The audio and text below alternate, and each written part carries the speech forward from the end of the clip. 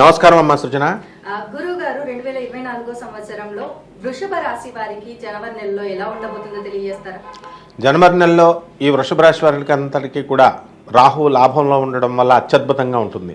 వృత్తి, వ్యాపార, ఉద్యోగ విషయాల్లో రాణింపు ఉంటుంది. చక్కగా గృహ యోగాలు, తర్వాత అన్ని యోగాలు కూడా రాహు లాభంలో ఉండడం వల్ల అన్నీ ఇచ్చేస్తాడు.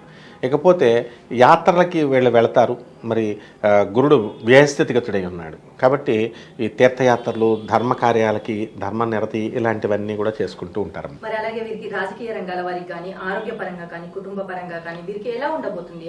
రాజకీయ రంగంగా చాలా బాగుంది.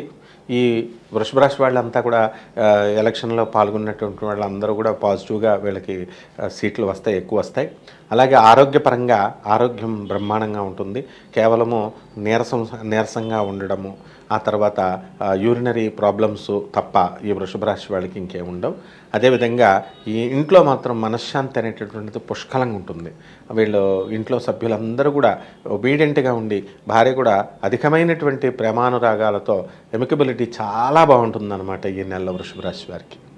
అలాగే ఈ జనవరి నెలలో చూసుకున్నట్టయితే కూడా సంక్రాంతి పండుగ కూడా వస్తుంది. మరి ఈ పండుగ సమయంలో ఎలా ఉండాలి అనేసి అంటారు? పండగ సమయంలో చక్కగా ఆనందంగా ఉల్లాసంగా ఉండాలా.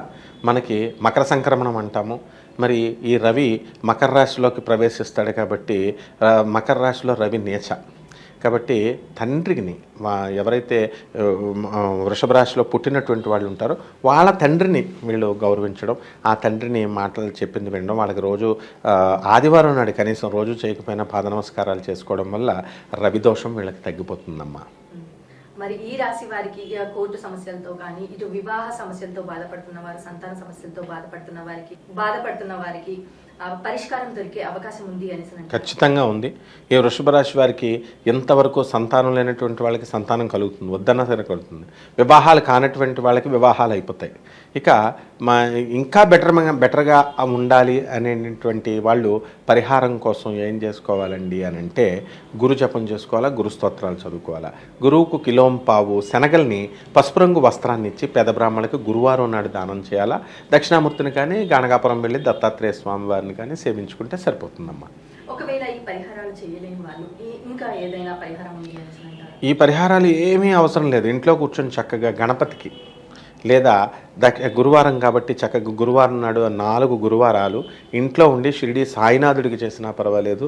గానగాపురంలో వెళ్ళక్కర్లేకుండా దత్తాత్రేయ స్వామివారిని ఇంట్లోనే ఆయన ఓం ద్రాం దత్తాత్రేయాయ నమః అనే మహామంత్రంతో వీళ్ళు కనుక పూజ చేసినట్లయితే సరిపోతుంది. ఇంకా దేవగురువైనటువంటి బృహస్పతిని కానీ, అలాగే రాక్షస గురువు అయినటువంటి శుక్రాచార్యుడు, ఆయన కూడా గురువే, వాళ్ళిద్దరిని కూడా స్మరించుకుంటే సరిపోతుందమ్మా. మరి వృషభ రాశి వారికి జనవరి నెలలో ఎలా ఉండబోతుంది, అలాగే వారు చేసుకోవాల్సిన పరిహారాలు ఏంటి అనేసి చాలా బాగా వివరించారు గురువు గారు. ధన్యవాదాలు. వెల్కమ్ అమ్మ.